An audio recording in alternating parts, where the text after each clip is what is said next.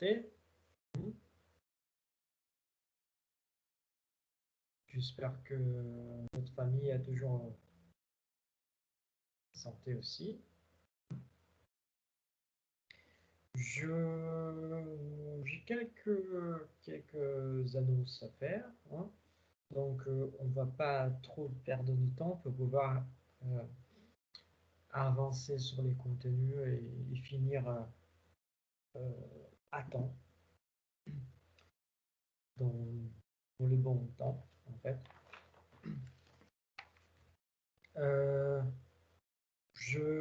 J'ai reçu un message en fait quelques élèves aimeraient parler avec moi concernant l'activité de CV et tout ça, hein. On peut dire que je me rends à disposition, hein, mais ce que je vous propose, c'est de faire ça, les cours le 10, les 10,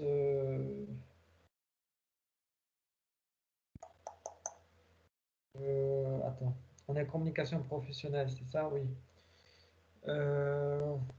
10, normalement, les dates de vos examens, c'est la semaine de 14-18, si je ne me trompe pas, hein. Donc, ce que je me propose, c'est de prendre les cours de 10 décembre, parce que l'idéal, c'est qu'on arrive à finir les cours, les contenus d'entretien aujourd'hui. Comme ça, on peut prendre les cours de 10 pour discuter les choses du CV et aussi d'autres choses de la lettre de motivation, parce que aussi, j'espère avoir fini la correction de la lettre de motivation jusqu'à là, hein. Qu'est-ce que vous pensez? Comme ça, c'est comme si c'était un horaire de cours, mais exactement pour discuter sur tous ces... je reste à disposition pour discuter sur les CV, sur les lettres de motivation, en plus des enregistrements des vidéos de correction. Parce que ces week-ends, je vais enregistrer les vidéos avec les corrections et les commentaires du CV. Et pour la semaine prochaine, j'espère avoir corrigé votre lettre de motivation. Et comme ça, je peux déjà discuter avec vous aussi par rapport à votre lettre de Bonjour motivation. monsieur. Bonjour. Vous pouvez répéter parce que je viens d'arriver et du coup, j'ai pas entendu tout la phrase. Si ça Ah, vous dérange d'accord. pas. Merci beaucoup. Bonjour. Derrière, je répète vite fait, hein, parce que comme ça, on peut profiter. Qu'est-ce que je donne donc, je vous propose deux choses. Une chose alors, qui c'est je sais que vous avez reçu vos notes de CV et que quelques élèves ont quelque chose à discuter, veulent discuter, ils comprennent leurs notes, c'est que c'est tout à fait normal.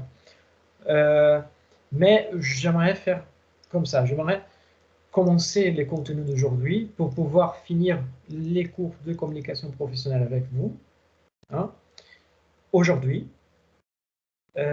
et de prendre les cours qu'on a les 10 décembre pour m'y rendre disponible dans l'horaire de cours pour répondre à tout ça, hein, et pour répondre à des questions, de choses qui ne sont pas été claires.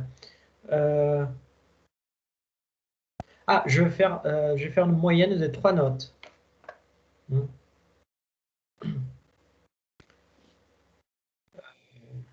Je pense que ça, c'est la meilleure chose à faire, surtout parce qu'on va faire une dernière activité, encore, une troisième activité, je vais parler de ça aussi, qui c'est un questionnaire, hein. Et par expérience, vous vous en sortez très bien quand on nous parle des questionnaires. Donc, ça va permettre vraiment de bien rattraper, bien augmenter votre note.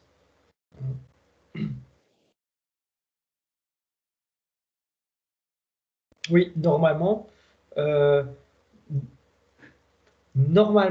c'est celle-là que tout le monde dit, hein.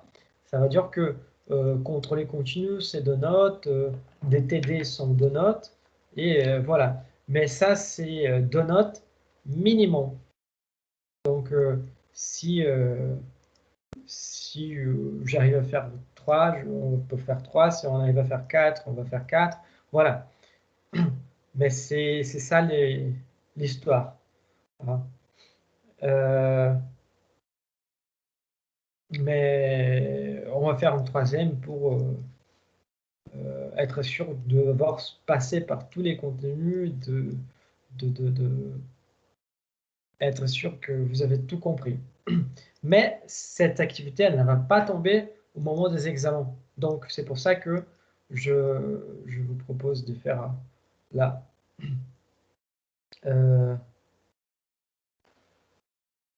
Pour les examens, en fait, ça va être juste les régimes dérogatoires qui va faire une activité d'examen. Donc, voilà, c'est ça la différence. Et donc, c'est ça. En fait, quand on dit 2 notes, et effectivement, ce sont normalement 2 notes, mais c'est 2 notes minimum. Hein. Et normalement, on ne donne pas plus que 2 notes, parce que faire l'équation de beaucoup de devoirs, ça prend beaucoup de temps. Vous voyez? Mais moi, je m'en fous pour les temps. Voilà, c'est dans ce sens-là. Donc, l'idée, c'est de finir les contenus aujourd'hui. Les 11, être présent avec vous pour discuter de tout. Si vous avez des questions personnelles aussi, de votre CV, au niveau de votre lettre de motivation et tout ça, je serai là pour répondre. C'est un cours que ne va pas être obligé, ça veut dire que vous n'êtes pas obligé de venir si vous n'avez des questions à poser, si vous ne voulez pas venir, voilà. Ça va être un cours plus relax, on va dire. Et pour répondre aux quelques questions, pour vérifier quelque chose que vous avez des doutes, voilà. Hein. Mais c'est ça. Donc c'est là que j'ai à vous proposer. Et cette troisième note aussi, elle va, ça va être un questionnaire sous Google Forms, hein, sur les sujets de l'entretien. Elle va voir qui est les sujets de l'entretien, elle ne va pas avoir tous les sujets. Hein. Et, et, je vais laisser plus de temps que vous avez normalement pour les examens et tout ça. Vous voyez? Donc, c'est assez large. C'est possible de faire tranquillement. Comme ça, une semaine avant, avec moi, hein, une semaine avant vos examens, vous êtes tranquille. Ça veut dire que vous n'êtes pas obligé de venir parce que je ne veux pas compter présence. Vous voyez? Monsieur? Oui. Il y a Imen qui a déjà posé la question, mais j'étais pas là pour entendre votre réponse. Elle a dit si on a 3 notes, est-ce qu'il y en aura que 2 qui seront comptées ou les 3? C'est la moyenne de 3. Des 3? Oui. Ok, parce que c'est moi qui vous a écrit hier parce que vous n'avez pas reçu mon devoir, mon tout premier. Oui, j'ai vu que vous m'avez écrit aujourd'hui, mais j'étais en cours, donc, Oui, non, il n'y a pas de souci. donc voilà. Si, il faut.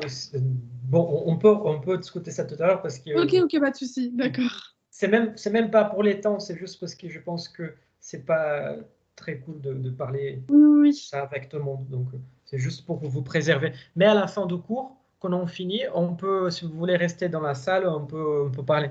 Ok, d'accord. D'accord? Mais donc, c'est ça. C'est ça l'idée. Comme ça, vous pouvez améliorer votre note, vous pouvez, voilà. Évidemment que s'il y a une différence très petite entre, on va dire dans les pires des cas, hein, dans les pires des cas. Par exemple, si vous avez 9 avec la moyenne de tous les 3 notes, qui je trouve un peu difficile, hein, moi, je pense, j'ai la tendance de ne pas vous laisser avec 9, mais de vous laisser avec 10 pour pouvoir valider la discipline. Donc, voilà. Je sais que ça impacte la moyenne et tout ça, mais au moins, vous allez valider la discipline. Et voilà. Mais c'est ça. Donc, je vous propose ça, de faire comme ça aujourd'hui. On attaque directement les cours. Probablement, on va dépasser quelques minutes, 5-7 minutes les cours pour pouvoir finir les cours. Hein. Mais si vous avez besoin de sortir, c'est pas grave, vous pouvez sortir avant, voilà, pas de souci. Hein. De toute façon, les cours sont enregistrés. Il suffit de revoir cette petite partie après sur YouTube. Mais je vous propose ça. Aujourd'hui, on attaque les contenus, on finit les contenus de l'entretien. Les 10 décembre, je reste avec vous pendant les cours, pendant les temps des cours, hein, pour, pour répondre à des questions, des doutes que vous avez. Et en plus, j'espère que vous aurez aussi la note de la lettre de motivation. Voilà. Comme ça, vous pouvez même venir pour discuter de votre lettre de motivation. Voilà. Et ce week-end, je vais enregistrer la vidéo pardon, de la correction de CV. Voilà. Donc aussi, vous pouvez avoir une idée de la correction, de l'évaluation et tout ça à partir de cette vidéo-là. Et comme ça, les 10 décembre, vous n'êtes pas obligé de venir, de participer, de regarder les cours, d'assister les cours, sauf si vous voulez discuter quelque chose. Et vous êtes libre de ma discipline pour pouvoir étudier pour vos examens et tout ça qui se passe dans la prochaine semaine. Du coup, je pense que ça, c'est la meilleure façon. Hein.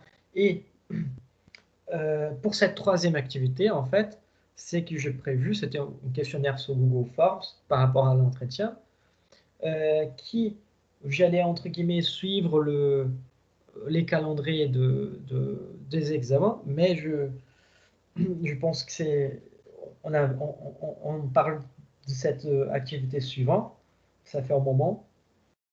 Donc, je pense que c'est meilleur de laisser, au lieu de faire comme un examen, hein, de laisser une journée pour vous faire les machins, je propose de vous laisser 2 journées entières, les 10 et les 11 décembre entiers, hein, de 9h du matin du 10 décembre jusqu'à 22h, c'est même pas 21h, hein, c'est 22h du 11 décembre. Oui, du 10 et du 11, oui. Donc voilà, ça vous laisse une marge plus tranquille pour penser, pour réfléchir et pour faire comme vous aviez envie. Ce sont des jours, jeudi et vendredi, je pense que ce sont des jours que vous êtes assez tranquille au niveau d'horaire. Si je ne me trompe pas, vendredi, vous finissez vos cours environ 13h, donc vous avez jusqu'à 22h pour répondre les questionnaires. Mais voilà. Donc c'est ça que j'ai à vous dire, à vous proposer. Hein. Monsieur, Oui, vous avez dit que vous allez mettre le questionnaire en ligne le 10 ou le 11, j'ai pas compris. les 2 jours. En fait, il va être disponible de 10 ou 11. Donc, les 9h du 10 décembre jusqu'à 22h du 11 décembre. Du coup, il faudra y répondre à ce moment-là, et le 18, du coup, on n'a rien. Oui, ou les 18, c'est pour le régime dérogatoire. Ah, d'accord, merci. Vous pouvez, parce que comme ça, au moins, vous êtes tranquille avec ma discipline. Et les 18, c'est juste le régime dérogatoire qui est là, va être encore un autre examen qui va travailler, dans cet examen, on va avoir tous les contenus du semestre, pas que l'entretien. Vous aurez que l'entretien. D'accord, merci. Mais de rien. Mais c'est une bonne question, il faut que tout ça soit bien clair. Et évidemment, je veux tout vous informer par email. Du coup, soyez très vigilants avec, votre boîte mail ou PEC. Je veux tout, tout annoncer par email et du coup, vous allez recevoir tous les messages. Mais c'est ça. Est-ce que ça vous va de faire comme ça alors?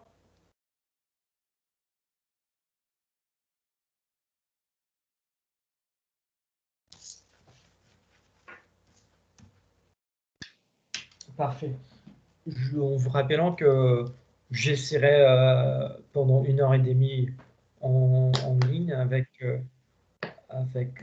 la salle verte. Hein.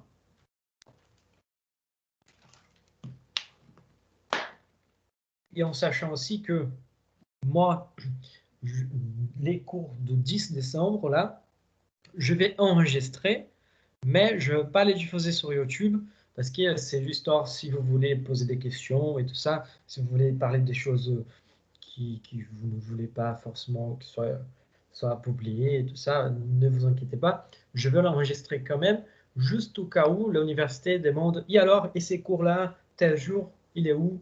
Vous voyez, c'est juste pour ça. Mais voilà. Donc, on attaque les contenus d'aujourd'hui. Je vais aller vite, je vais aller à fond, et je vous avance déjà qu'on va dépasser un peu l'heure pour pouvoir les finir, hein, mais histoire de 7 minutes. Hein. Mais si donne l'heure exacte et vous devez y aller, c'est pas grave, c'est pas un souci. Hein. Donc voilà. En vous rappelant aussi que les cours de 10 décembre, je ne vais pas compter présence. Donc pour moi, vous êtes tous présents. Donc voilà. On commence alors.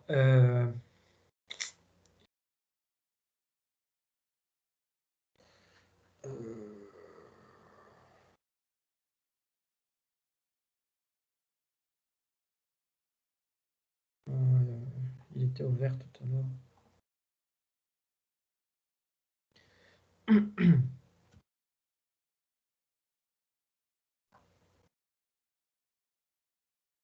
Allez.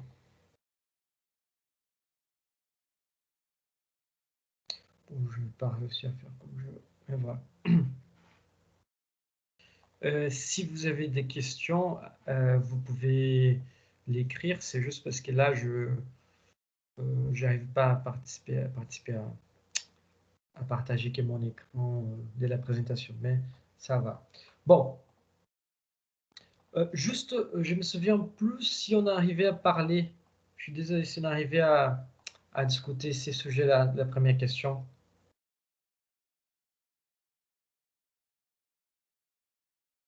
Est-ce que vous vous souvenez?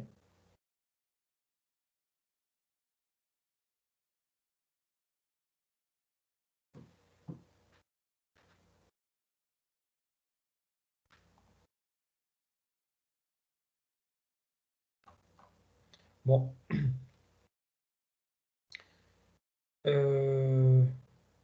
Vous m'écoutez bien, là, je pense.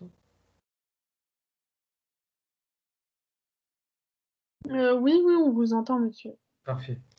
Donc, je me souviens plus si on avait passé par là, mais je passe de toute façon. C'est que on avait dit, c'est que tous les contenus on a vu, en fait, c'était de la préparation pour l'entretien qui s'est passée de quelques semaines, voire quelques semaines avant, jusqu'aux quelques heures avant l'entretien. Et ces quelques heures qui passaient même par rapport à le comportement, la posture, la façon de parler, les habits, entre d'autres choses, la posture, voilà. Et qu'on allait discuter maintenant des 11 questions plus courantes lors de l'entretien, hein, et que ces 11 questions sont intéressantes pour ceux qui ont un peu d'expérience. Ils sont aussi intéressants pour ceux qui n'ont aucune expérience, parce que ce sont des questions qui peuvent tomber soit dans ce moment, soit dans l'autre. Donc, voilà. Et il y a plusieurs façons de répondre, plusieurs de faire les approches. Donc, voilà. C'est que on peut partir donc à la première question. c'était le parlez-moi de vous. Pouvez-vous me parler de vous? Pouvez-vous vous présenter?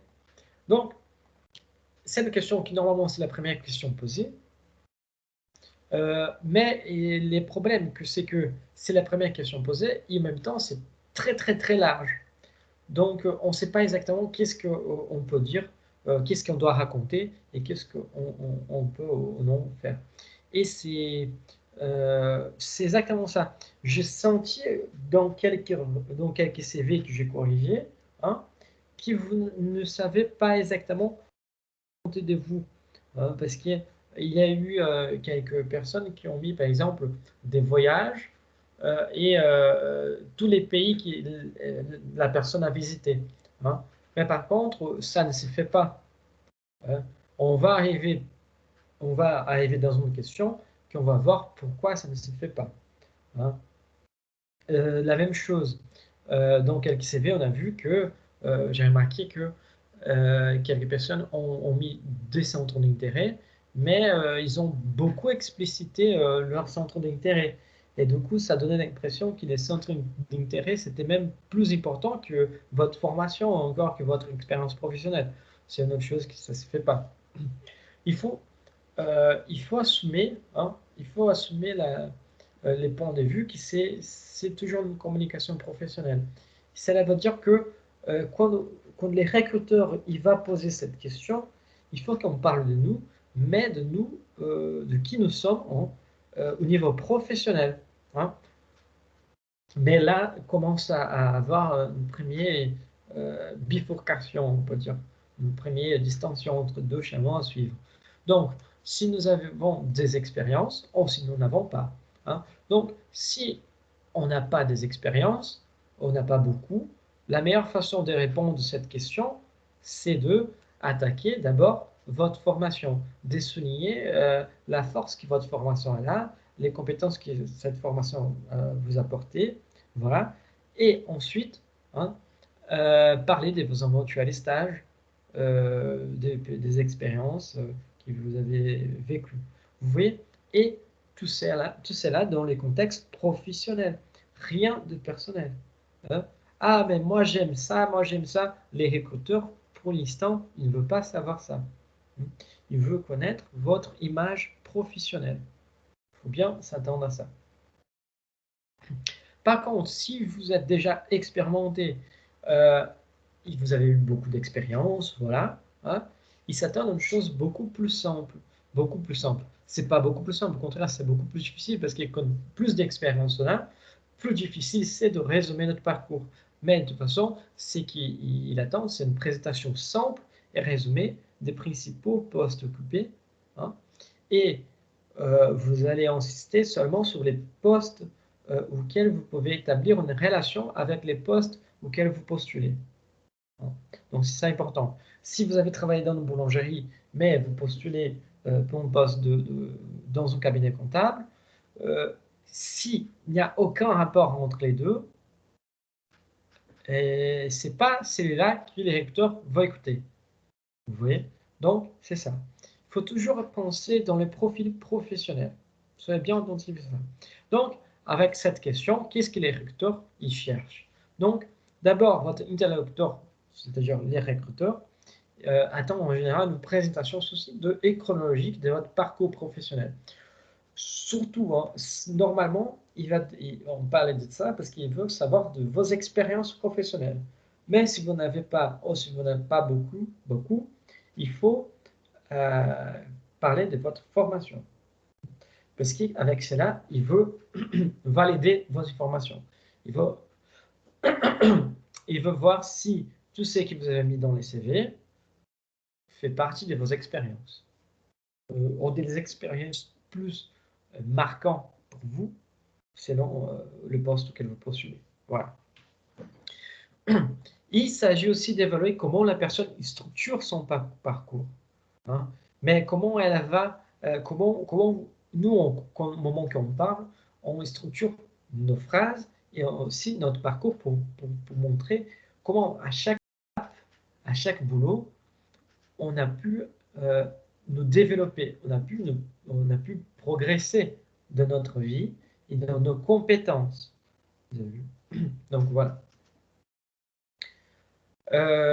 Permet aussi, c'est là, de savoir déjà plus sur la personnalité du candidat. S'il parle beaucoup, s'il est un peu plus réservé, s'il est plus tranquille, et surtout pour savoir quel est l'état d'esprit du candidat.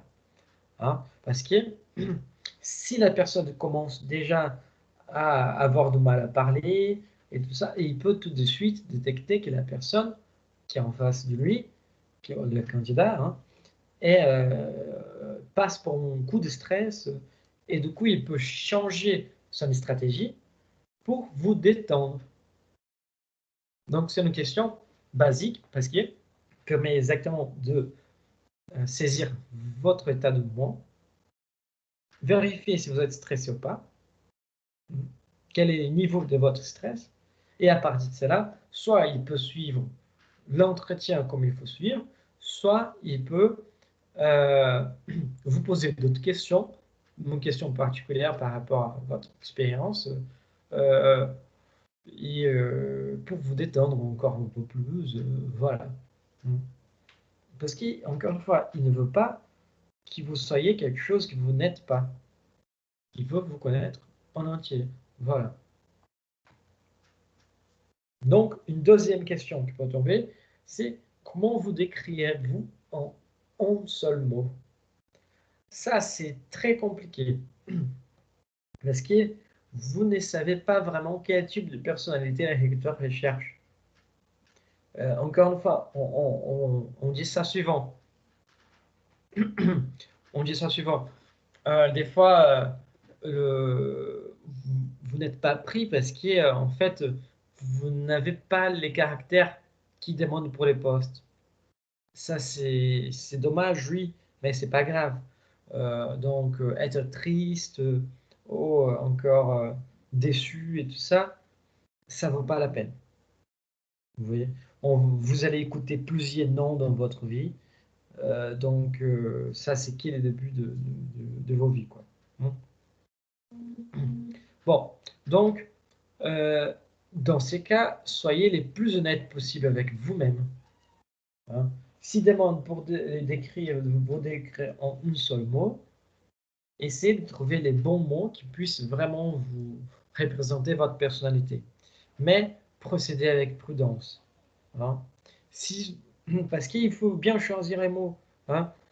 Là, si vous savez que vous êtes fiable et dévoué, mais que vous aimez les filles, que vous aimez votre humour, faites un choix plutôt conservateur. Encore une fois, on n'est pas entre potes, hein. On est avec les recruteurs devant nous. C'est quelqu'un qui va valider ou pas notre expérience, voilà, qui va vérifier notre parcours professionnel. Ça veut dire que les choix qu'on va faire, c'est plutôt choix. Attends, il y a quelqu'un avec les micros ouverts. Attention. C'est pas normal en fait, c'est pas normal. On a une prof par exemple, on a eu. Donc, la même chose. Si vous savez que vous êtes fiable et dévoué, mais que vous aimez les filles, que vous aimez vos amis votre humour, faites un choix plutôt conservateur. Hein? Qu'est-ce que cela veut dire? Il faut choisir un mot pour vous décrire, mais un mot qui soit assez professionnel. Hein? Par exemple, organisé, responsable, une personne qui a de l'initiative, vous voyez? Donc, tout ça, parce que bon, on va voir que ça, c'est très important pour tracer votre profil professionnel. Voilà. Il faut savoir aussi que selon le poste auquel vous postulez, hein, vous allez avoir un choix différent de mots. Encore, c'est pour ça que vous avez étudié les postes, c'est pour ça que vous avez choisi étudier les postes, étudier l'entreprise.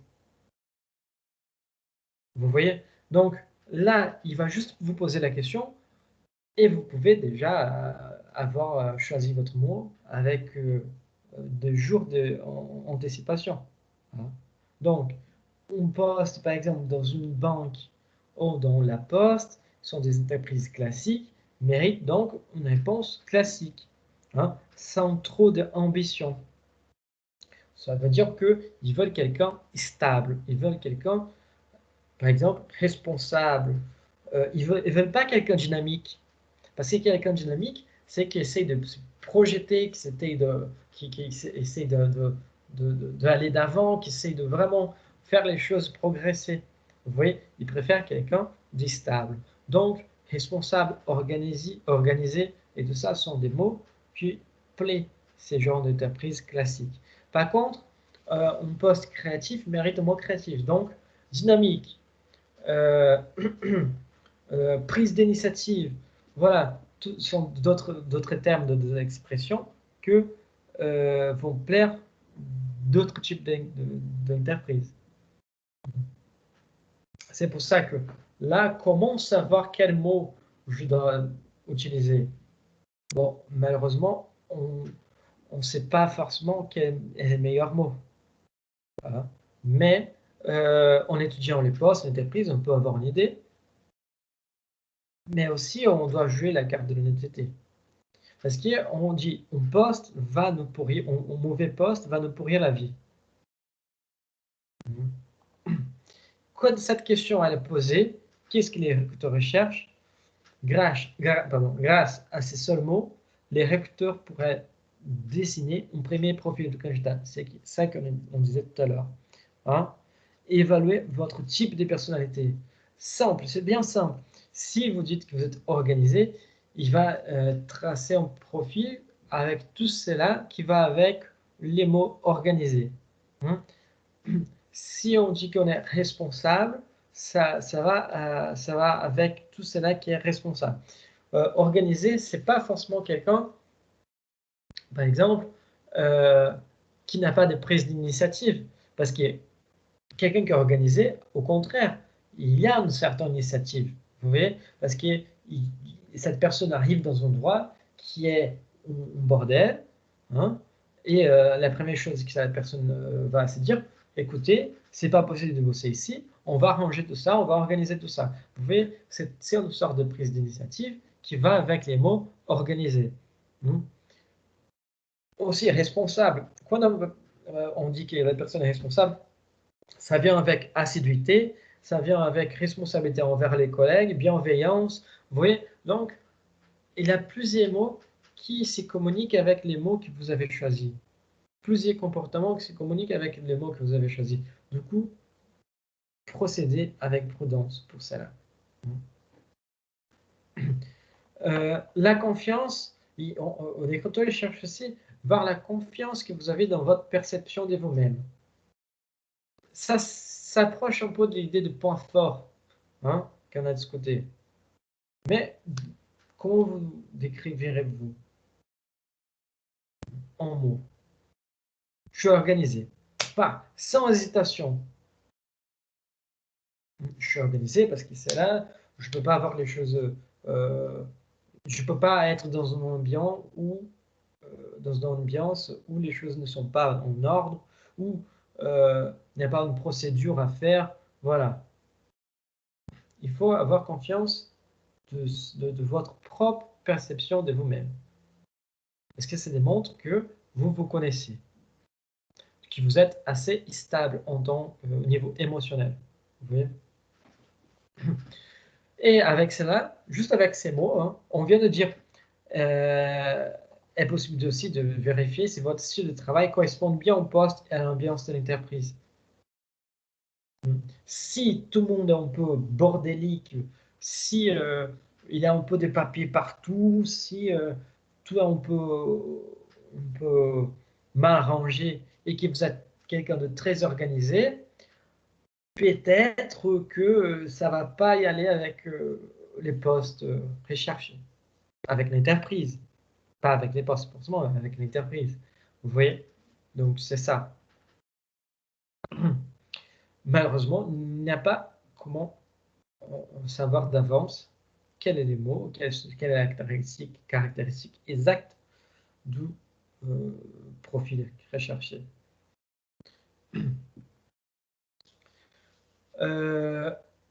Troisième question plus courante. Qui savez-vous de notre entreprise? Là, franchement, si vous avez fait tous les pas d'avant, Hein. Ça veut dire étudier l'entreprise, étudier les postes. Hein. Ça, c'est facile pour vous. Qu'est-ce qu'ils cherchent? Hein? Qu'est-ce qu'ils cherchent? Ça vient après, pardon. Comment on peut répondre à cela? Hein? Donc, c'est là ce que je viens de dire. Les recherches effectuées avant l'entretien ou lors de la rédaction de votre lettre de motivation vous seront alors d'une grande aide. Vous allez voir qu'on va reprendre pas mal de choses qui sont présentes dans votre lettre de motivation pour l'entretien. C'est pour ça que votre lettre de motivation est quelque chose de très important. Il doit être élaboré soigneusement. Donc, peu importe votre expérience professionnelle, là, qui savez-vous de notre entreprise? Il ne veut pas savoir c'est que vous connaissez du marché, vos anciens boulots et tout ça. Il veut savoir c'est que vous avez étudié de l'entreprise pour savoir où, si vous savez où vous mettez les pieds. Vous voyez? Donc, dans ce contexte, il faut avoir une connaissance globale de l'entreprise, de son organisation, de sa culture organisationnelle, de ses valeurs, de son activité principale, voire même du service que vous souhaitez intégrer. Pourquoi pas non plus connaître leurs produits, bien connaître leurs produits. On sait qu'il y a des choses qui sont beaucoup plus faciles de connaître que d'autres. Connaissance globale de l'entreprise, c'est facile. De son organisation, c'est beaucoup plus difficile. De sa culture organisationnelle, il faut aller chercher dans les la communication, dans les communications qu'elle fait sur Facebook, sur Twitter, voilà. Ses valeurs sont sur les sites. Son activité principale est facile, c'est sur les sites aussi. Donc là, franchement, vous êtes bien servi. Par contre, tout cela, vous avez déjà vu quand vous faisiez votre lettre de motivation. Donc, rien de ça est nouveau.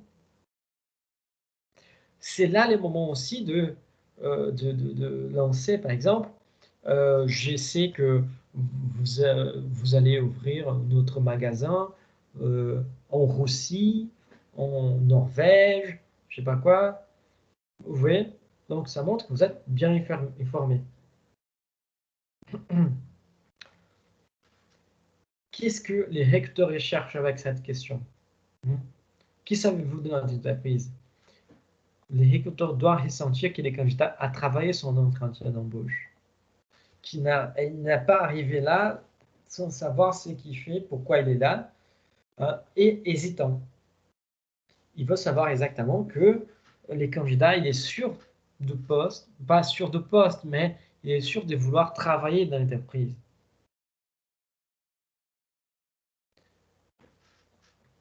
Qui cherche quoi à construire, et qui ne recherche pas, qui les candidats, ils cherchent vraiment à s'engager vers l'entreprise, à nouer une relation de confiance, hein, que les candidats connaissent au moins partiellement l'entreprise où ils postulent.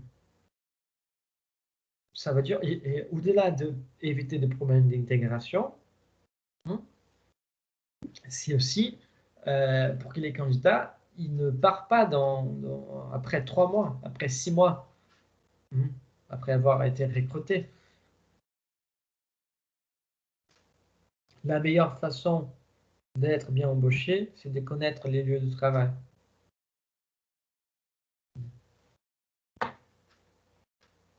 Donc voilà.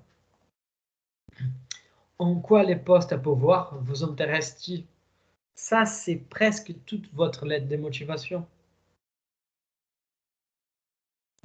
C'est vraiment votre lettre de motivation qui va aider à répondre à cette question.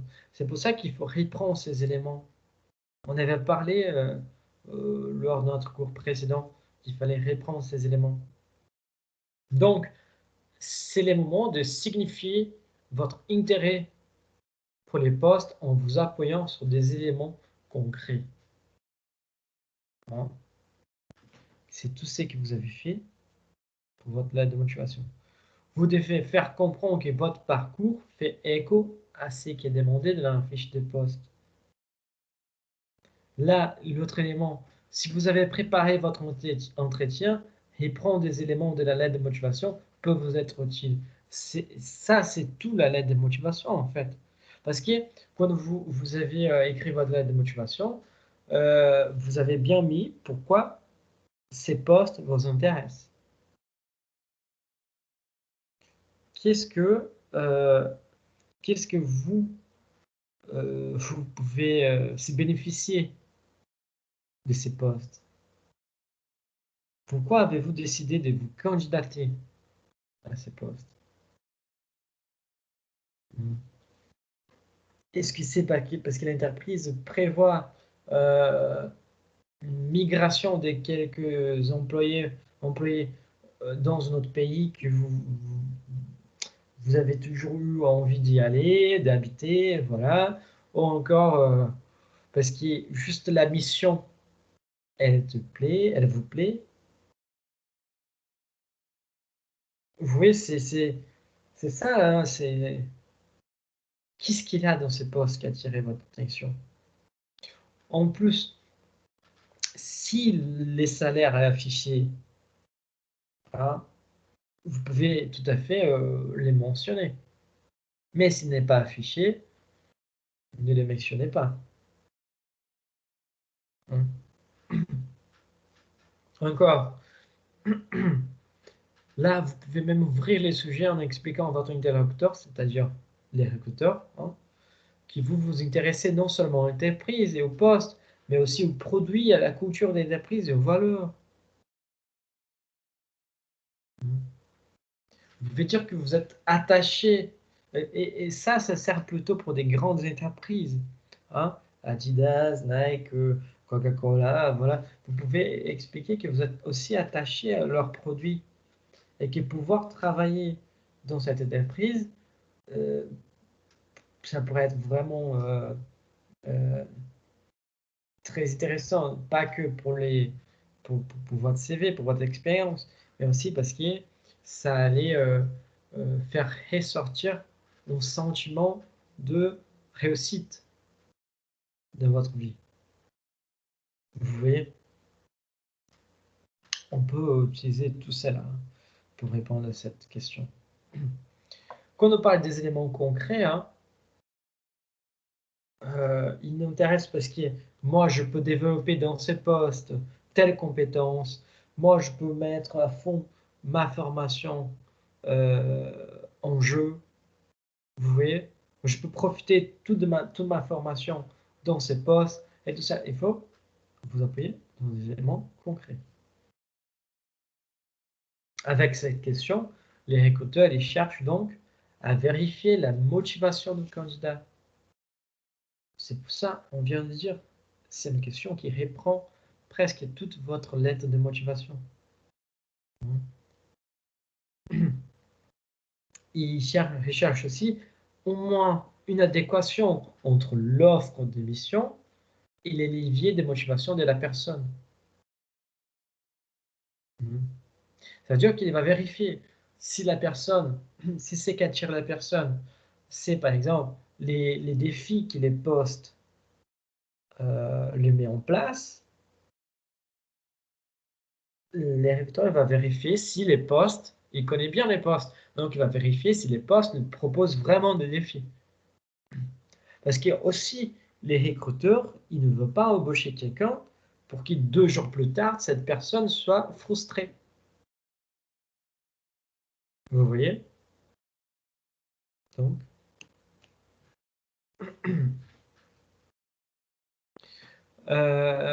parce qu'une personne frustrée, elle ne bosse pas. Elle râle tout le temps.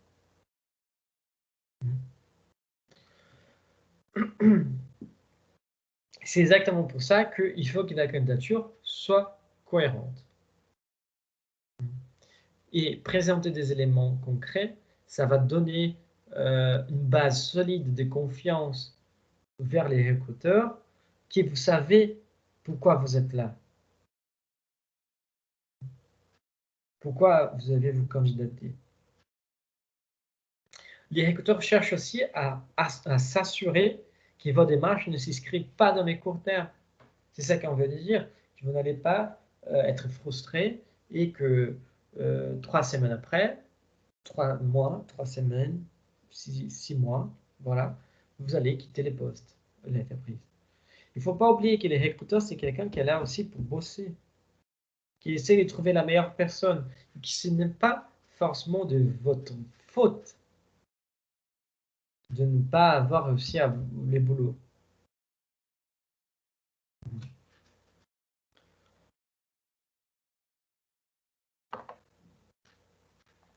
Cinquième question. Ça, c'est une question assez complémentaire à la précédente. Hein. Pourquoi devrais-je vous choisir plutôt que notre candidat? Ou encore, pourquoi êtes-vous les candidats idéaux? Ou tout simplement, pourquoi je devrais vous choisir? C'est simple comme question. Mais ce n'est pas forcément très simple à les répondre. La première chose, on va commencer par la fin. La première chose que vous ne devez pas faire, elle n'est pas pécher par excès de confiance. Ça veut dire que si vous répondez quelque chose, vous devez me choisir parce que moi je suis le meilleur. Ça montre que vous n'êtes pas de tous les meilleurs. Ça, soyez sûr. Donc voilà. Pour bien répondre à cette question, donc, il est conseillé d'évoquer des exemples de projets ou des réalisations qui font appel aux compétences recherchées. Pourquoi devrais-je vous choisir plutôt que notre candidat? Regardez bien. Si vous avez mis dans votre CV que vous avez voyagé partout, ou que vous avez mis dans votre voyage, et vous avez mis pas mal de pays, hein, là, ce n'était pas les moments de le faire. Il fallait juste mettre voyage au centre d'intérêt, et voilà. Parce que ça, ce n'est pas très professionnel. Surtout quand vous utilisez cette partie-là, et en plus, vous expliquez qu'il y a une partie de voyage qui était un voyage avec la famille, et l'autre voyage avec l'école, ou l'autre voyage, je ne sais pas quoi. Vous voyez?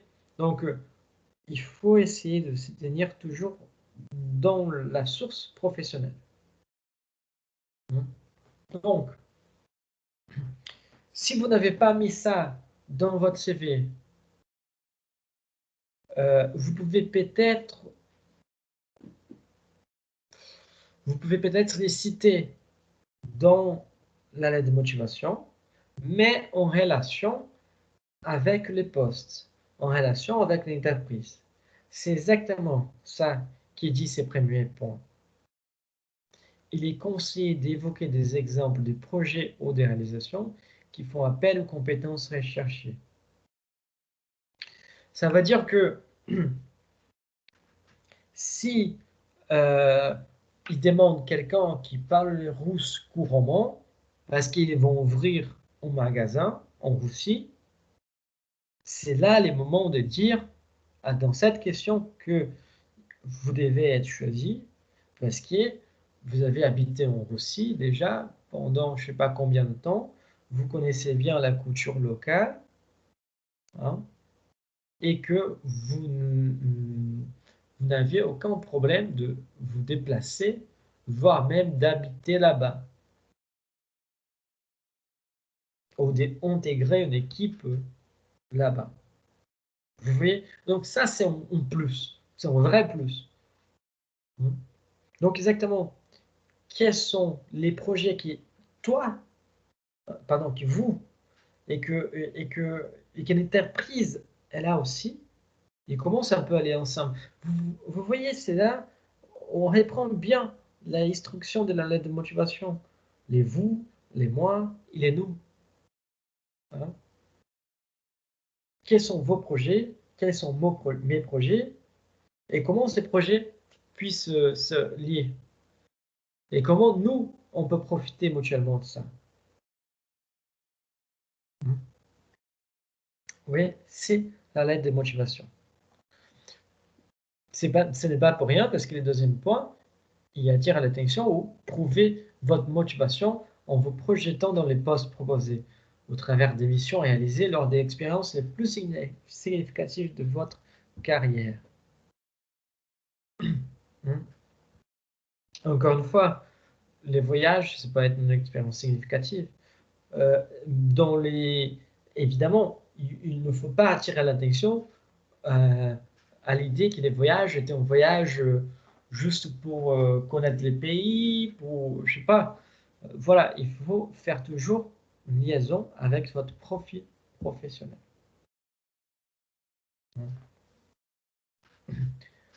Là, c'est conseillé aussi de reprendre les textes de l'annonce avant l'entretien et trouver une réponse pour chaque des qualités, compétences ou connaissances demandées,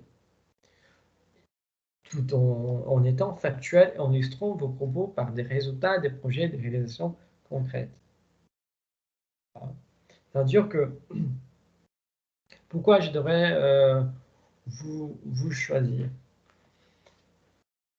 Moi, je connais pas mal de... Vous pouvez dire, je connais très bien un logiciel informatique très spécifique qui peut vraiment vous apporter de bénéfices, soit parce que vous n'avez pas les besoins d'être, on va dire, de passer par une formation par rapport à un logiciel, donc vous allez gagner du temps, soit parce que vous maîtrisez une chose que il faut la maîtrise pour faire telle chose, pour développer bien votre mission. Quels sont vos atouts? Quelles sont vos compétences? Quelles sont vos expériences? Vous avez tous mis ça dans votre lettre de motivation. Mais là, c'est le moment de développer un peu plus. Voilà. C'est tout. En fait, dès l'entretien, si vous avez fait une bonne lettre de motivation, c'est tout déjà fait. Et avec cette question, qu'est-ce que les recruteurs y cherchent? Les recruteurs veulent s'assurer que vous avez bien compris les missions et les enjeux de poste à pourvoir. Évidemment, pour cela, il faut avoir connaissance du poste. Hein. C'est pour ça qu'au moment qui vous appelle pour faire l'entretien, c'est très bien de demander les postes. En plus, si vous ne demandez pas les postes, vous allez arriver à l'entretien sans savoir même à quel poste vous postulez. Et ça, c'est pas très bien, c'est pas très cool parce que ça montre que vous n'êtes peut-être pas trop intéressé et que peut-être vous n'êtes pas assez dynamique, comme vous dites. Vous voyez? Donc, les recruteurs veulent s'assurer que vous avez bien compris les missions et les enjeux de poste à pourvoir.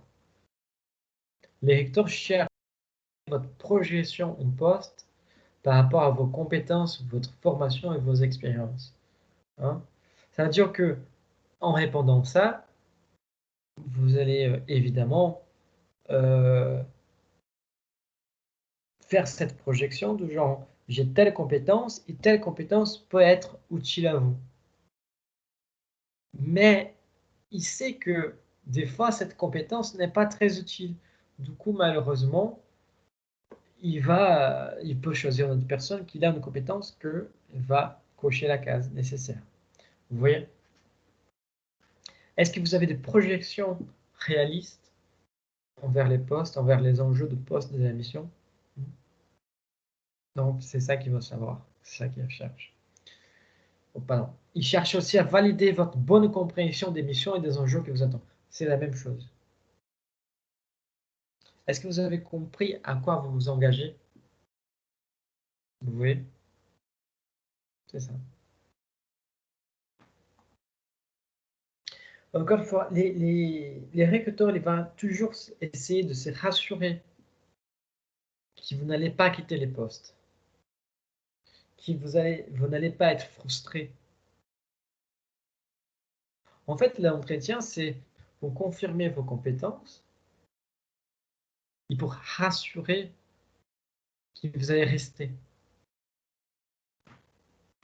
que vous n'allez pas être frustré. Encore une fois, quelqu'un qui est mécontent dans l'entreprise, qui est frustré et tout ça, il ne va pas réussir à bien bosser. Ça, c'est dommage. Et les recruteurs veulent éviter ça à tous les coups. 6e question, comment expliquez-vous votre longue période sans emploi? Ça, c'est très intéressant. C'est une question que, en France, quand même, vous avez la chance de pouvoir faire des années sabbatiques. Donc, c'est pas tout le monde qui peut, évidemment. Mais vous avez quand même cette chance-là. Et d'être beaucoup aidé par l'État, par vos familles, voilà. Par contre, si d'un côté, c'est très bien de faire cette année sabbatique, d'autre côté, comment reste votre expérience professionnelle? Qu'est-ce que vous avez fait pendant cette année sabbatique? Hein? Donc, voilà. Je vais boire un peu de l'eau parce que je ne me sens pas très bien là.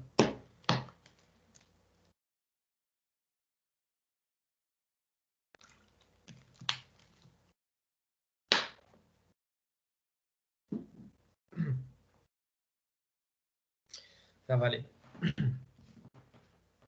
Du coup, regardez bien cette histoire. Des fois, qu'est-ce que vous avez des trous dans les CV? Surtout avec les Covid, franchement, vous allez en avoir. Hein? C'est normal. 2020, tout le monde va avoir des trous dans les CV. C'est presque obligé. C'est presque obligé. Donc, comment, en fait, c'est l'histoire, ça, comment vous avez profité de ces temps libres? Ou qu'est-ce que vous avez fait pendant ces temps libres? Réfléchissez à ça. Mais surtout, essayez les temps que vous n'avez pas eu d'emploi avec une activité. On sait très bien que la façon que vous écrivez les choses dans les CV peut vous faire vraiment de préjudice. Hein. Vous pouvez peut-être combler ou expliquer cette période sans emploi en justifiant avec une formation. Mais des fois, la formation, elle dure une semaine. Mais écoutez, soyez sages. Dans les CV, vous pouvez mettre juste l'année 2020, formation au diplôme de, voilà. Les recruteurs vont voir, il ne sait pas quelle était la duration de la formation. Si c'était une année, si c'était une semaine, 3 jours. Vous voyez? Du coup, vous pouvez effectivement dire que vous avez vous appliqué dans cette formation-là.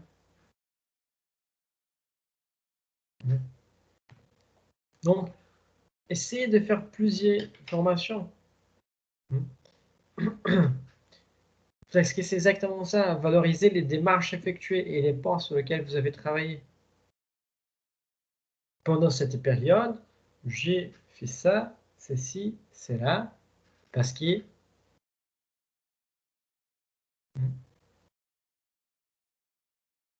et ne pas rien faire. Ah, j'ai glandé pendant tous ces temps-là. Ça ne montre pas beaucoup de motivation. Vous pouvez évidemment prendre du temps pour vous améliorer d'une façon personnelle. Mais c'est là l'astuce pour valoriser vos démarches. Effectivement, vous pouvez prendre l'année sabbatique et rien faire, mais pourquoi vous avez fait ça? Valorisez cette démarche. Vous voyez? L'esprit critique, positif et bienveillant envers soi-même est toujours appréciable. Dire que non, j'avais besoin de prendre du recul pour moi-même, pour me reposer, j'étais vraiment très stressé et tout ça. Et je me suis dit, vous savez, si je reste dans cette situation, je tombe malade. Donc, j'ai senti que j'avais le besoin de prendre du recul et me recentrer en moi-même. Vous voyez, c'est une attitude positive, critique, bienveillante envers soi-même.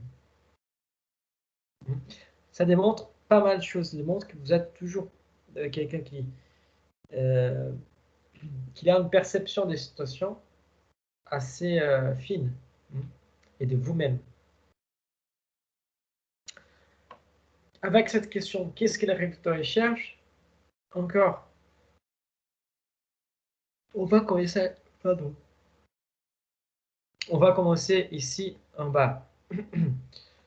La façon dont elle est formulée est naturellement conçue pour tester votre résilience.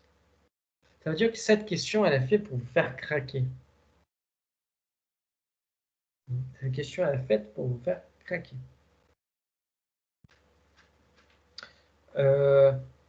Parce qu'il va, l'écouteur va chercher les défauts. Tout directement, il va vers les défauts. C'est-à-dire, écoutez, c'est quoi cette faute-là? Et là, au milieu d'un entretien qu'on a déjà assez stressé, du coup, il va tester exactement votre résilience, votre capacité de tenir les coups. Et en plus, votre préparation. En plus de tout cela, les recteurs veulent s'assurer que vous avez l'esprit d'initiative.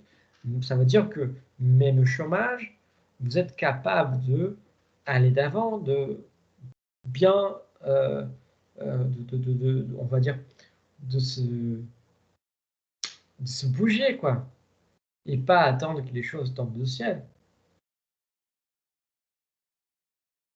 Parce que suivant, c'est le dynamisme et la ténacité qui vont se trouver dans les contextes d'une entreprise. Voilà.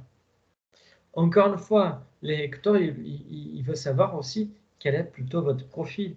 C'est un profil plutôt actif, dynamique, ou encore plus passif. Et on revient dans un sujet compliqué. Avec cela, on va dire que ce qu'on apprend, c'est qu'un profil actif, dynamique, c'est toujours bien, mais pas forcément. Parce qu'il y a des postes, il y a des situations où un profil plus passif, il va être plus demandé. Donc, c'est vraiment une question de caractère. C'est pour ça qu'on dit que l'entretien, il n'y a pas de formule magique. On n'a pas une boule magique pour découvrir les profils exacts recherchés.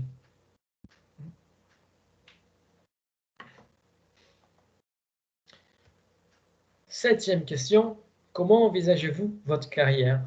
Ou encore, vous voyez, où vous voyez-vous, dans 5 ans?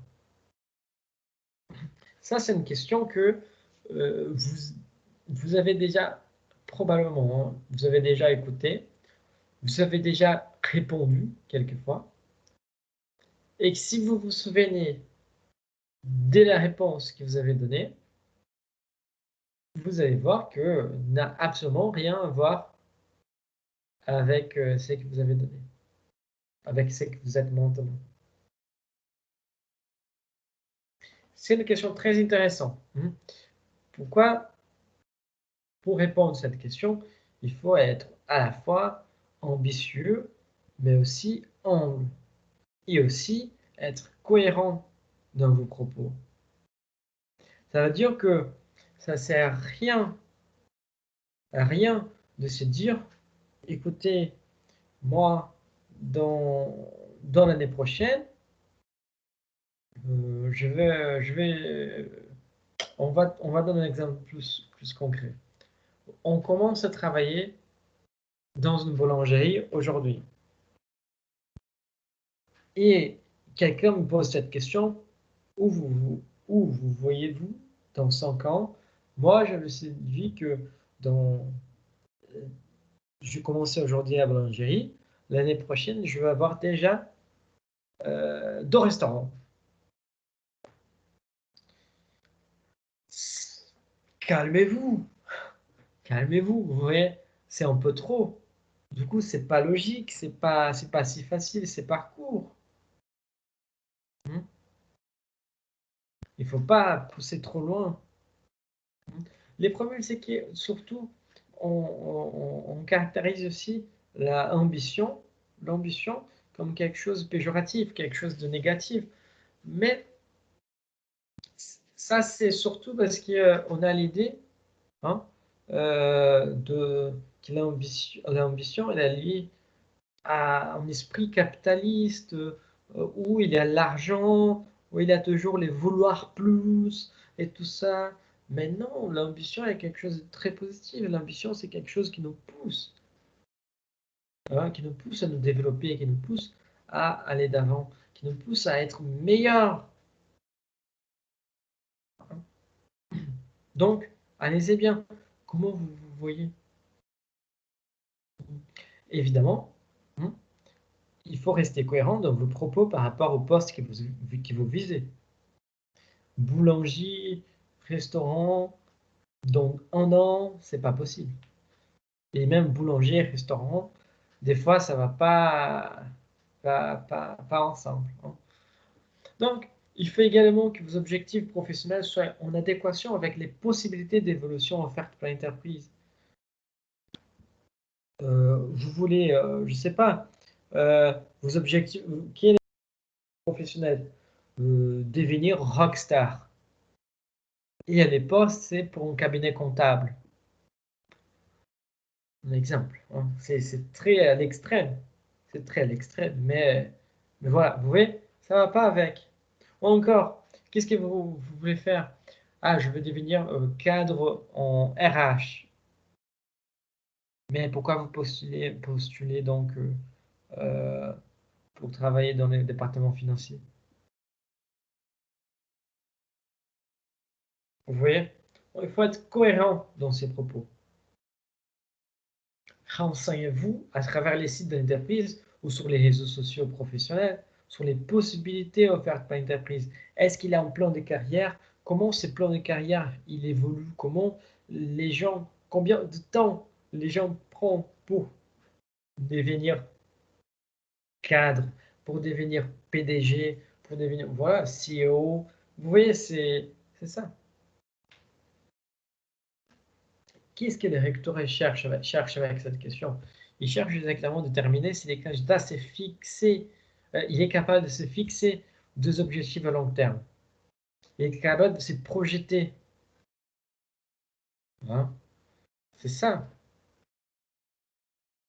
C'est suivant, en fait, on laisse les choses aux dernières minutes. Mais c'est parce pourquoi on n'a pas prévu tout ça? Et normalement, on laisse les choses aux dernières minutes et ça reste toujours très compliqué parce qu'il a tout qui tombe au même moment. Non? Donc c'est très compliqué. Donc aussi, les recteurs cherchent mieux comprendre les profils du candidat par rapport aux ambitions et son dynamisme. Encore une fois, avoir de l'ambition, c'est pas forcément négatif. Avoir trop et être irréel, là c'est négatif. Et ne pas avoir beaucoup d'ambition, ce n'est pas forcément négatif aussi. Il y a des gens qui sont contents avec leur boulot, simple, tranquille. Il y a des entreprises qui aiment des gens qui ont ce profil. Mais il faut savoir comment répondre à cette question et qu'est-ce que les recruteurs cherchent à savoir pour bien caler avec votre profil. Vous commencez à voir là que en fait, l'entretien, c'est quelque chose de très dynamique, qu'on n'a pas du tout les contrôles, mais qu'il aide forcément à qu'on puisse comprendre, hein, à qu'on puisse comprendre si les postes, il va nous rendre heureux ou pas, si on va être bien dans les postes, bien dans l'entreprise ou pas. C'est ça. Évidemment, avec cette question, évaluer si le candidat arrive à se projeter dans l'entreprise.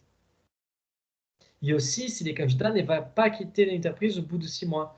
Ou vous voyez dans 5 ans, je me vois en tant que meilleur pâtissier de France. Mais vous savez que vous postulez dans un cabinet comptable.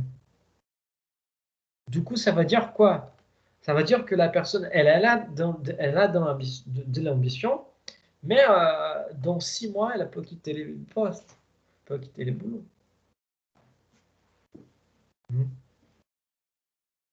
Donc, il y a tout ça, ce sont des détails, mais ce sont des choses bêtes.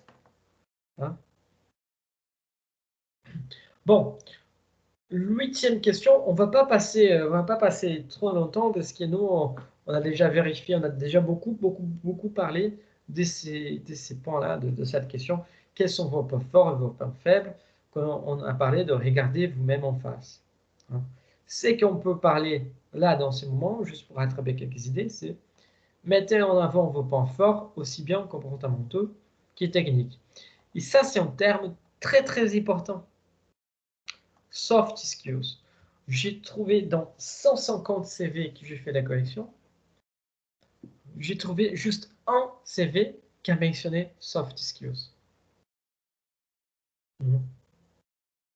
Ça, c'est très intéressant. C'est très intéressant. Est-ce que quand vous mettez, par exemple, est-ce que vous savez que quand on dit organisé, responsable, assidu, voilà, ça ce sont de soft skills.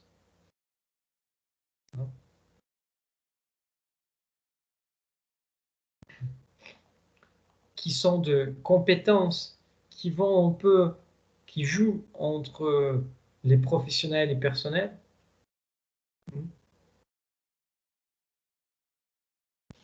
Voilà. Du coup, vous pouvez expliciter vos points forts et vos points faibles en utilisant des expériences vécues. On a déjà dit ça. Parler des axes d'amélioration plutôt que des défauts. Vous pouvez, non, je pense que mon point faible, je dois améliorer dans ces points-là, dans ces points-là. Hein? Voilà. C'est la façon de tourner au positif. Vous voyez? Mais ce qu'il ne faut pas faire non plus, c'est de déguiser un point positif en point négatif. Donc, on revient à l'idée il s'agit là de faire une autocritique honnête. Tout ça, on a déjà bien parlé, bien discuté précédemment, donc ça ne vaut pas les coups de revenir là-dessus. Là, juste pour finaliser cette question de 8, là, hein, qu'est-ce que les recruteurs recherchent? Les recruteurs souhaitent ici savoir si les candidats aiment les travailler en équipe, s'il a une personnalité de leader, s'il est force de proposition ou capable de dépasser des situations complexes. Quelqu'un m'a posé une question dans les groupes précédents. Ah, mais qu'est-ce que c'est cette question de travail équipe? Pourquoi ça c'est très important? En fait, la question de travail équipe, c'est très important parce qu'elle permet de comprendre la confiance qu'on a dans nos collègues de boulot. Est-ce que j'ai confiance dans le travail que mes collègues de boulot me font? Si on n'a pas la confiance, on doit réviser leur travail, on perd de temps, on est moins productif et l'ambiance devient pourrie. Ça sert aussi à comprendre si les candidats ont une personnalité de leader. Encore une fois, on nous apprend toujours dans les cours de gestion qu'il faut être leader et je sais pas quoi. Mais franchement, si on était tous des leaders, je sais pas comment s'en sortir. Ne pas être en leader, c'est normal, c'est pas forcément péjoratif, c'est pas forcément que va vous faire préjudice. Hein. Voilà. C'est ça que je voulais friser. J'ai remarqué, pardon, souligner. Donc, ça sert aussi à savoir si le candidat est capable de réaliser une autocritique. C'est pour ça que je dis pour faire ça avant.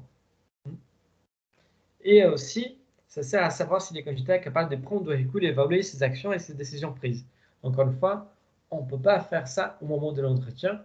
C'est pour ça qu'il faut regarder vos en face avant, au moment de la préparation de l'entretien.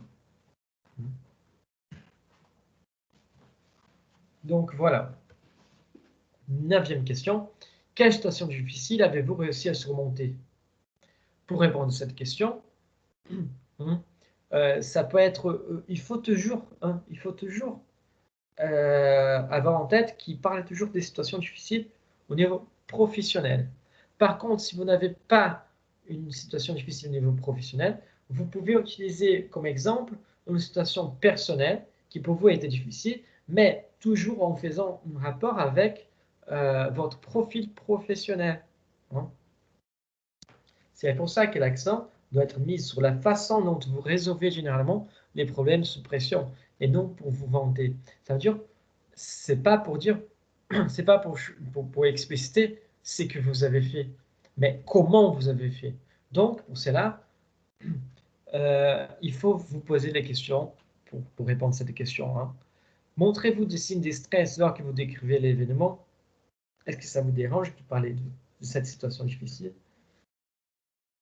Avez-vous fait preuve de créativité, d'ingéniosité, de rapidité pour la résolution d'un problème? Comment vous avez fait? Encore, on retombe sur les comment. Les comment, c'est toujours plus important. Avez-vous suivi un schéma logique en les faisant? Comment vous avez fait? Comment vous avez résolu ces problèmes? Comment monter cette difficulté? Pour cela, choisissez vos exemples avec beaucoup de soin, car ils donneront aux employeurs aussi un aperçu de ce que vous considérez comme difficile. Des fois, ce que vous jugez comme difficile, pour eux, c'est juste une petite goutte. Qu'est-ce que les recteurs recherchent avec cette question? Ils cherchent à savoir comment vous gérez les situations stressantes, comment vous envisagez les problèmes, quel est votre rapport avec les problèmes. Parce qu'on sait que des problèmes, on va voir pendant toute notre vie, mais comment on les gère, comment on les attaque, comment on les résout.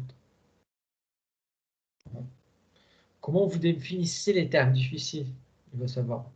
Ce qui est, encore une fois, c'est qui peut être difficile pour vous, c'est une chose, c'est un problème quotidien pour eux. Voilà.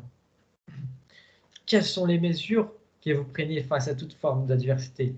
Vous paniquez, vous suivez un chemin logique, vous demandez d'aide à vos collègues, vous préférez régler les problèmes tout seul, vous préférez régler les problèmes en discutant avec les gens, je ne sais pas. Comment vous avez fait pour surmonter exactement? Hein? Les lecteurs veulent s'assurer que vous pouvez correctement résoudre les problèmes et gérer les situations de stress avec cette question. Ça veut dire que vous allez trouver des situations problématiques dans votre boulot, mais qu'il va falloir les surmonter. Donc, si vous êtes toujours sous pression, comment vous allez gérer ce stress? C'est toujours les comment. En fait, les plus importants dans la vie, c'est pas les quoi, mais c'est les comment. Vous voyez? C'est pas où vous arrivez, mais c'est comment vous avez arrivé. Comment vous êtes arrivé, pardon. Vous voyez, c'est toujours les parcours les plus importants qui est d'arriver. Allez, on est presque à la fin. 10. Quelles sont vos prétentions salariales? Ici, en France, c'est un tabou. Parler de salaire, c'est un tabou, c'est un vrai tabou. Au Brésil, on est plutôt flexible avec ça, on est plutôt tranquille. Voilà. Mais ici, c'est un vrai tabou. Par contre, c'est une question qui tombe assez dans les entretiens d'embauche. Donc, il faut pas ne pas s'attendre à cette question. Ne laissez pas cette question vous prendre par surprise. Hein. Pour bien répondre à cette question, estimez les salaires minimaux pour lesquels vous accepteriez la mission et les montants maximaux auxquels vous pensez pouvoir prétendre. Il faut non plus déconner, quoi. Hein. Mais pour trouver ces bons salaires, votre prétention, hein, n'hésitez pas à demander des avis autour de vous. Vas-y, allez-y consulter des sites web pour vérifier les salaires moyens en vigueur pour les types de postes secteur en question. Évidemment, il ne faut pas déconner non plus parce que, par exemple, si j'allais faire une comparaison, hein, les enseignants au Luxembourg, c'est les mêmes métiers, les mêmes secteurs. Mais les enseignants au Luxembourg, ils gagnent environ 5 fois plus qu'en France. Donc, il faut avoir l'idée de comment ça marche dans les pays, dans la région aussi. Dans des pays qui sont très, très grands, comme les États-Unis par exemple, d'un côté du pays, vous allez être payé différemment que de l'autre côté. Donc voilà, il faut avoir ça dans la tête aussi. Vous pouvez également chercher d'autres offres d'emploi similaires sur lesquelles une fourchette de rémunération est indiquée. Et la meilleure chose pour répondre à cette question, hein, vous avez fait la recherche et tout ça, la meilleure chose pour répondre à cette question, c'est de définir une fourchette salariale et pas un chiffre tout court. Mais une fourchette, c'est la meilleure chose à faire. Qu'est-ce que le recruteur il cherche maintenant avec cette question? Il ne cherche pas à vous emmerder, ne vous inquiétez pas. Il cherche des informations concrètes. Les questions sur la rémunération permettent là aussi de tester les niveaux de préparation et de réflexion du candidat. Ça veut dire que si le candidat a bien étudié son poste, a bien étudié l'entreprise et tout ça, il sait à peu près combien il peut demander. Évidemment, il peut dépasser un peu plus, un peu moins. Voilà. Mais c'est pour ça qu'on donne une fourchette. Ça sert aussi à mesurer si les candidats rentrent de la fourchette prévue. Voilà. Si vous êtes un super candidat, mais je ne peux pas vous payer, comment je fais? Là, je veux dire, et ça évite, on va là au dernier, ça sert aussi à prévoir et éviter des frustrations de la partie du candidat. Ça veut dire que vous êtes pris pour les postes, mais je ne peux pas payer ce que vous voulez. Donc, vous allez travailler frustré, ça va vous énerver, voilà. C'est très compliqué. Et un employé frustré, c'est toujours quelqu'un qui ne produit pas. Cela sert aussi à savoir si les candidats ont une compréhension globale de la mission désignée et son importance. Évidemment, si la mission est très importante pour l'entreprise, vous allez avoir, et vous les savez, vous allez demander plus d'argent. Si la mission n'y a aucune importance vitale pour l'entreprise, il veut demander trop, c'est parce que vous n'avez pas compris exactement quelle était la mission. Voilà. La 11e question, plus classique, avez-vous des questions? Donc, c'est une question qui tombe suivant aussi au moment de l'entretien. Et que quand quelqu'un dans l'entretien vous pose cette question, c'est meilleur d'avoir une question. Parce qu'une bonne préparation avant l'entretien vous donnera certainement assez d'informations et leur lot de questions. Si vous avez vu qu'ils ont plein pour déménager ou pour ouvrir un magasin au Rossi, vous pouvez évidemment poser des questions concernant cela. Vous imaginez qu'il y aura des nouveaux postes ou d'échange des employés avec les magasins aussi, voilà. Vous voyez, ça va donner en plus. Si il pose cette question au moment de l'entretien, c'est meilleur d'avoir des questions. N'hésitez pas à noter sur votre carnet quelques questions qui montreront votre curiosité. Pendant votre démarche d'étudier, de faire tout ceci, cela, vous avez bien noté des choses, des doutes. Quel site je vais bosser, si je suis prise, comment les choses se passent, voilà. Vous voyez? Privilégiez les interrogations montrant votre intérêt et votre curiosité pour les postes et pour l'entreprise.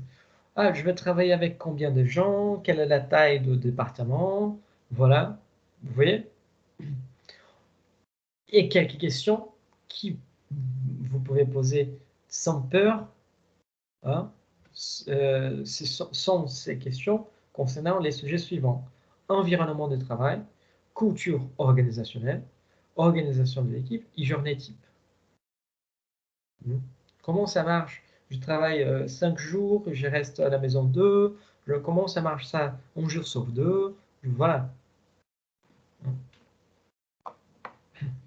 Et l'écouteur, qu'est-ce qu'il veut savoir avec cette question?